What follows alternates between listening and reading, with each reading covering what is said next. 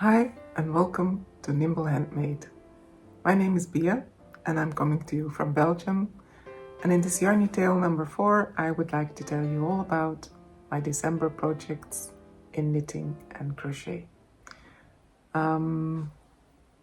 First of all, I would like to tell you a bit why the lights went out here. For quite a while, so it has been since spring that I have been quite ill. I'm not gonna talk about it at length, I'm just gonna give you an insight. I had a problem with the nerves of my eyes not communicating very well with the nerves that control my balance, which kind of cooked my brain, and it's a very slow process to heal, but I'm getting there, and I am very glad that right now I can already manage to make a small video about my Yarny adventures. So I hope I can take you with me on this trip. I would like to talk about the plans I have for December. I have a lot of projects going on. My life has been quite chaotic due to being ill, but also my knitting and crochet. Well, there's a bunch of projects. I could knit, I could crochet, but I had to think a lot as well. And I needed projects that were matching how I felt. So a more complicated project was not always what I needed. So I have a lot of projects going on, but I'm going to simplify it. And in this month, I really want to enjoy the Christmas feeling. So I really chose to do only Christmas projects in the month of December. So let's get started. The first project I wanted to talk to you about is the Sophie scarf that I am knitting in a Christmas edition. The Christmas edition is mainly the yarn, but I have plans to make some Christmassy details if possible. What I did is I bought this yarn, which is Gomitlo yarn by Lana Grossa. It's the Christmas color. They do also have it with this little shiny lyrics yarn that comes in between, but this is the one without, and this is what I have so far. So as you can see, it's the yarn that is shining in this very simple pattern.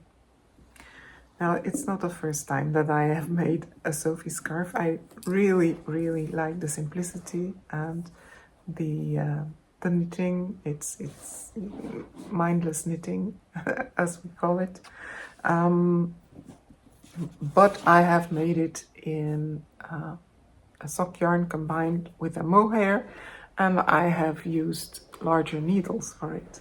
So on the label of this yarn, it says you can either use 4.5 millimeters or 5 millimeters. I used 4.5 millimeters, and it's still kind of stretchy and soft, so you can wear it as a scarf. But the ones that I made before are like this one and this one. Well, they did stretch out a lot. So as you can see, the distance between the ribs is becoming larger and larger, and that is something that I don't really like about it. So I hope it will be cured by using smaller needles. But as you can, I'm just gonna put on one so you can see what I mean. So it used to be that I could tie it and then the ends would be around here. So at the height, at breast height. Now they come to my belly button, and that's just a little bit too long, I think, to be elegant. When I twist it around, wrap it around my neck 2 times, then it's a bit, then I have these tiny little ends. That doesn't work either. So yeah, it doesn't really work anymore. I should maybe, yeah, make a double knot or something so that the ends become shorter, but I just wear them more loosely and it works, but I would like to have something that fits better. Now, what I made with these scarves is I used yarn that was just 1 skein of hand-dyed sock yarn, which means it's about 420 meters. On the other skeins, so the Gomidlo yarns are mostly double the size in yarn balls than this one. So I bought 2 to be safe. But they have 350 meters each. So that means that I have 700 meters. It will be a larger scarf, a real shawl that I can wear under a coat, I think. And that's what I intended to make. I really would like to wear it at a Christmas fair or something. So to be in the cold, in the snow, when we have it. It's Belgium, so we don't have snow often at Christmas. Anyway, that's the plan for the Sophie scarf.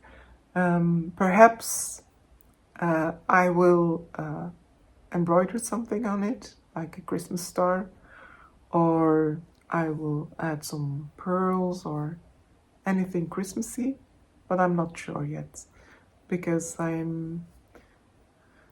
well, we'll see.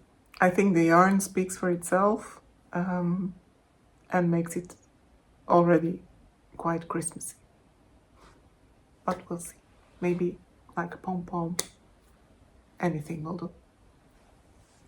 Now, when I'm looking aside, I'm just looking at my computer to see that I haven't forgotten to tell you anything. So, but that's about it, about the Sophie scarf. The second project I have might be a bit of a stretch because it's socks. I really enjoy sock knitting and I really enjoy it in the car or in the dark because sock knitting is just plain knitting. Sophie scarf as well, but you still have to make sure that you do your increases and decreases right. And well, that's not the case if you're knitting like the foot or the leg of a sock. But I have found these, which are Uneek socks. They come in this little box, and that's what they will look like. So it's a self-striping yarn. I think it's hand-dyed. It's a Turkish yarn. It was quite expensive, I think, for a stock yarn, but it's a sustainable yarn, and for every box you buy, you get and one tree will be planted in Africa. So you're giving something back to nature with these socks. I'm just gonna pick up my small knitting bag. I have bought this. It's a gift bag from Sostrene Grene, but it works well as a sock bag, of course. So what is in that? I'm sorry, it just rolled out of the bag. Is this little cake? This little cake is just for one sock. So you have 2 of them. It's really a really small cake, but the effect it gives, it's almost a velvety sock, and it's not. In fact, I think I'm just gonna take a peek at what it's made of, and it's extra fine merino, 75% and 25% nylon, but it feels a bit like velvet, and it looks a bit like velvet. And as you can see, these there is this slight color change going on within the stripes, and it gives it some depth. It's really like elf's socks. So I think I will be quite busy on these socks, because as you can see, it's knee-high socks, and the pattern comes in a QR code that is put in the box, and you can choose. It's a Turkish pattern, but it's in English, of course, happily. You can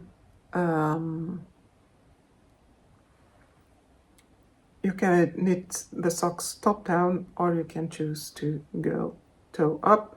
I chose toe up because then you can really use up all your yarn, and don't have to play yarn chicken in the end for the toe. And I did a Turkish cast on, and then I did a rounded toe. I didn't follow the instructions for the toe, but I will for the heel. I think it's a heel flap and gusset, but I have never knitted one from the toe to the leg. So I'm gonna see how it works. I'm quite curious about it, but I have seen the results. It's quite a nice result. Normally I don't really like a heel flap and gusset when it's made in self-striping yarn, because then it breaks up the stripes, but that didn't really do that. So I'm quite intrigued how it will work. I still need to read the pattern carefully, because it's written for DPNs, and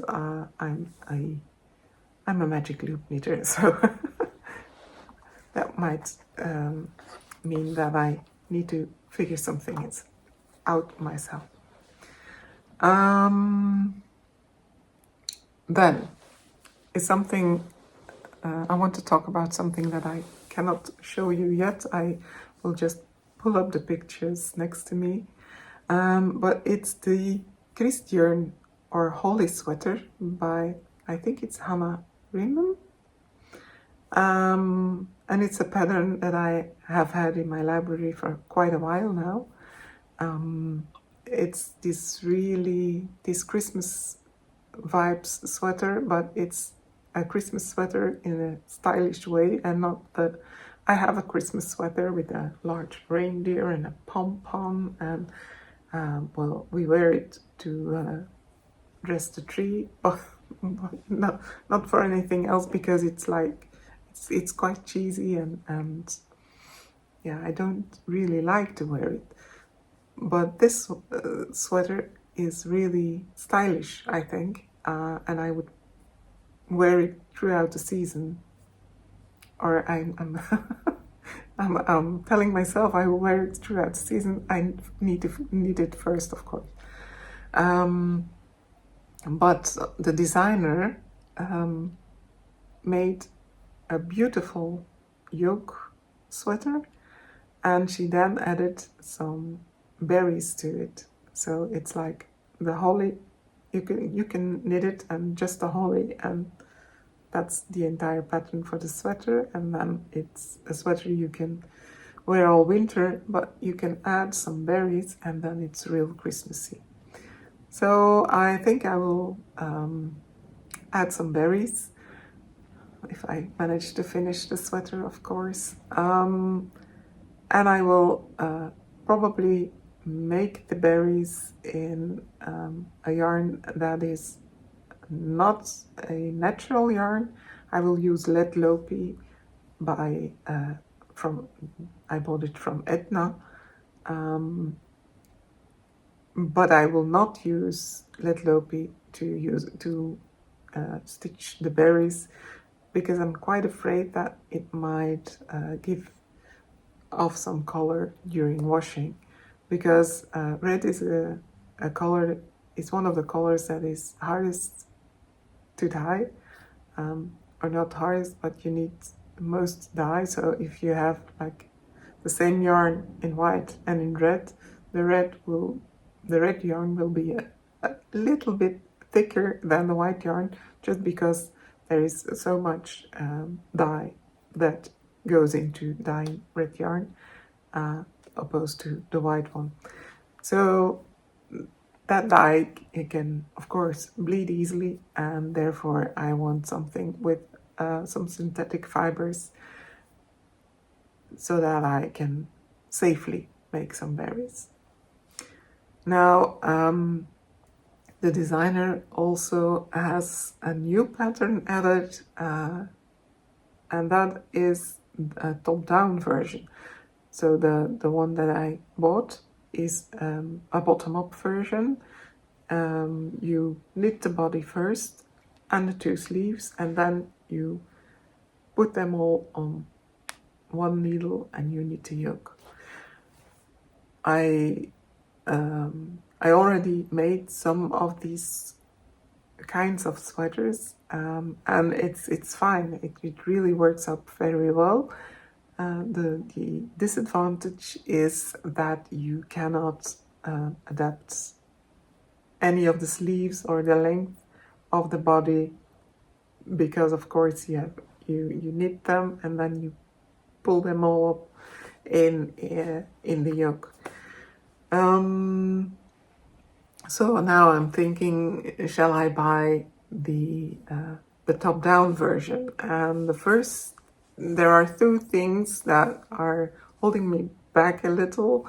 The first thing is that when I see the yoke being knitted bottom up, you can see that the leaves of the holly are quite pointy, because of course your stitch is a V. But then again, it's holly and it has like these prickly things all over. So that argument is maybe not really an argument. It's just aesthetics, I think. And the other thing is that when you knit bottom up, you decrease in the yoke, and it's less visible, I think, than increasing. But the designer really did a great job in designing and hiding the increases in the yoke. So I'm just gonna wait. Would I like to try it on? Would I like to, measure the sleeves if I'm wearing it? Still something to consider. But I'm awaiting my yarn, so if the big box by Edna arrives at the doorstep, I will continue, and we will see how I will cast this on. I don't know yet. Then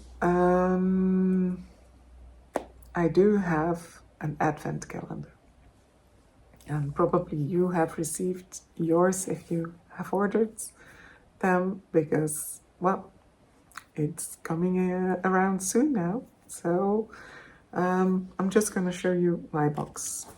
I have bought it from Wool Based, and it came in a beautiful box, and it's beautifully packed.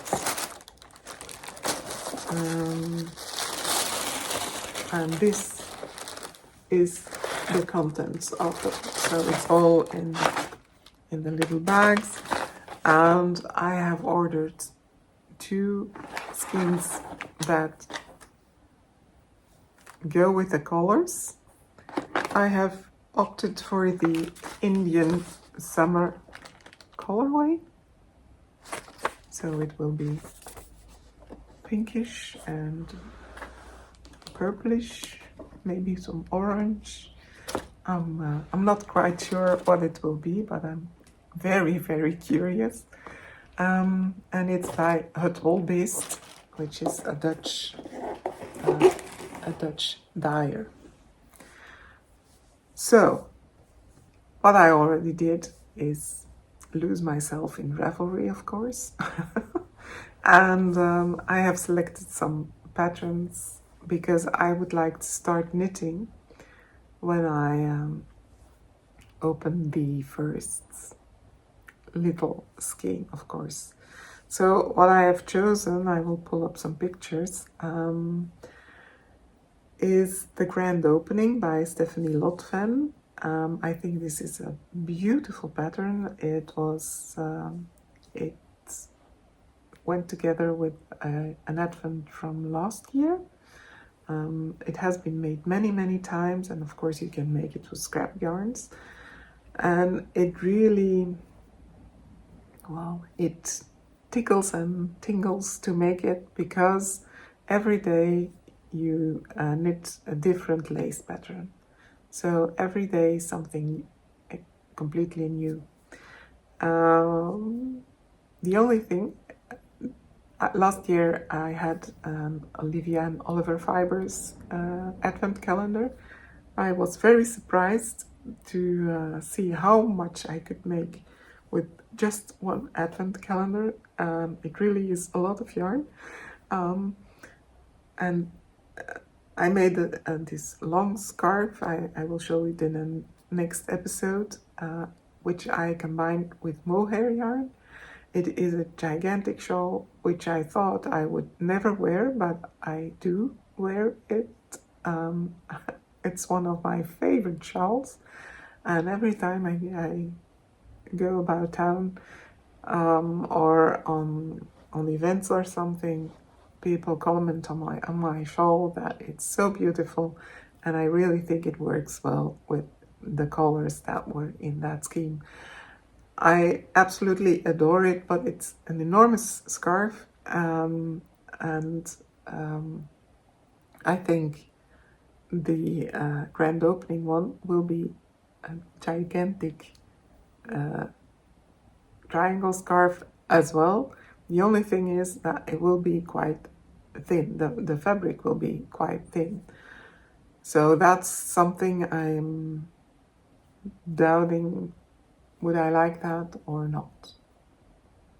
Because when you knit lace with a mohair yarn only, it fluffs up, and of course sock yarn doesn't. So I'm still pondering on that one. Then the second one is the Orlando wrap by Tanya Franz, and of course these two schemes would make it perfect. I think that the color scheme she has in her shawl will be somewhat my color scheme, and it works out so beautiful, I think. And for the stripes with the bubbles in, she used two skeins of a solid yarn. It's not in mohair in her scarf, but I think this will do just fine. So I'm pondering about that one as well. What keeps me a bit is that it will be very repetitive. The scarf I made last year was a combination of garter stitch and lace pattern, but a repeating lace pattern. And I must admit that near Christmas I was done with it, because it's repeating all over and over again. And of course you get to put in a color every day, and a new color, and that makes it pleasing, but well, it's a repetitive pattern. Anyway, I still think this shawl is absolutely stunning. It might be my favorite. Then I have a third one. The third one is 24 Skeins by Marion Bullin or Marion Bullin. I don't know if she's French or English. Patterns I talk about are all in English, so no worries there. And I think that's an absolutely stunning pattern as well. It's very simple. It's like this parallelogram. I don't know how to pronounce it in English. She made, and it's like strips just in garter stitch. I think it's strips that are attached to one another, that is not mentioned. I haven't bought the pattern yet, so I don't know if it's just the strips or that you knit it like in tarja knitting. But the thing is, it's knit with double yarn, so it will make nice and warm and cozy shawl. But you randomly select the colors. So she gives you some tips for the color mix, but then you go about with you just go on knitting. And I think you would need to have all your yarn in a basket and then pull out the yarns you need. So to start off, I don't think you will have enough yarn. You will have to wait like a week or even 4 weeks to be able to start a scarf. I think that would be a pity because, well, patience isn't my best as when it comes to knitting. So these are the three I already saw and that I'm pondering about. Then there is a fourth one that is still a secret to me too, because that is the one that is included in the Advent calendar. There is a code that will be available very shortly, and so I will take a look at what Knit's Choice, because that's the designer, what she made for this calendar specifically. So she's a friend of Alexandra of Vetwolbeest, so she probably got, or she definitely got a sneak preview of the calendar, and she might have worked up a beautiful pattern as well. So I'm quite curious about that one. Now, that being said, if you have an advent calendar, a yarn calendar, or if you have a lot of scraps, I want to show you what you can do in Tunisian crochet. So at the beginning of the year, I set myself a challenge, a 3 kilometers challenge with Asclepius scrumptious yarn.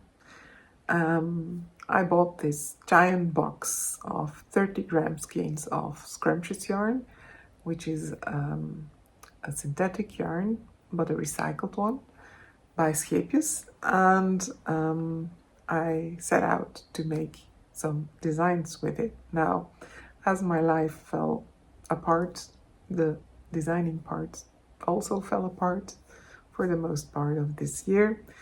So I was able to finish the blanket, but I haven't finished the box. It will be an ongoing project. I cannot show you entirely what the blanket is. I'm just gonna hold it up as it is now, and of course I will put some footage when I have pictures on Instagram, and I will show it better here as well. So what I did is I made several strips of, just gonna give you an idea of the colors first.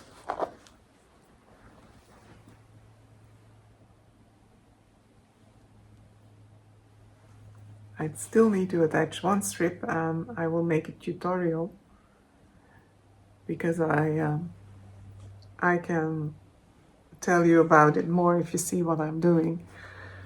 It will be clearer than when I just write it out.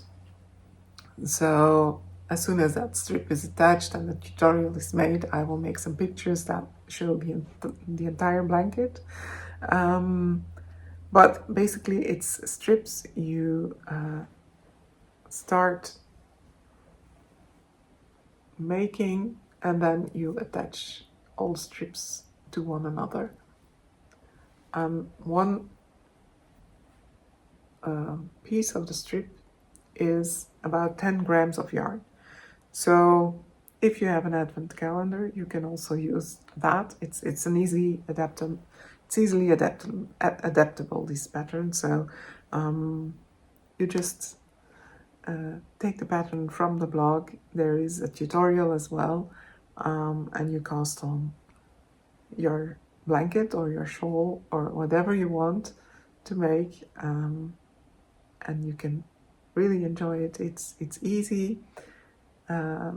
Once you have seen how to make it, it's something you can do in front of the television. And the good thing is, I crochet this in also during summer. The good thing is that you do it one strip at a time. So it's not that the entire blanket is on your lap and when you're working on it, just when you attach it, you have the entire blanket on your table or on your lap. But it's quite a fun project also to take with you. It's fun for scraps, it's fun for an advent. You can do whatever you like with it. So go to the blog and find it for free. And I will keep you updated on the, how do you call it?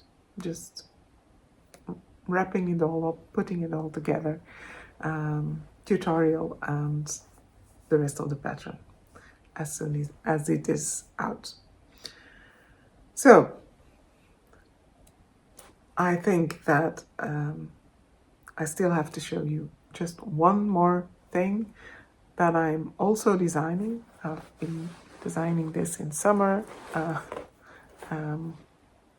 It is this little man. Just gonna show you a bit more in close-up. This is a very, very fun project also for scraps, because it uses very little yarn, about 10 grams of each, depending of course on the needle size you are using. I used Scapious stone washed and river washed in the XL version, and I used DPNs, 4 DPNs in the size 6 millimeters to make this little man, and I am currently working on his little woman. But the woman, I don't like her to have a beard. I know some people say that all gnomes have beards, but I prefer my lady not to have one, so I'm still figuring out how I can make her have a more feminine look. And then I will write out the pattern and it will be published. But to be continued as well, this one. Now, I think that I have told you everything about my adventures up till now. I hope you enjoyed it. I hope you subscribe and find out how the adventures go on. And well, I would really appreciate it if you leave a comment or if you give me a thumbs up if you like the video, and I will see you in the next one. Bye!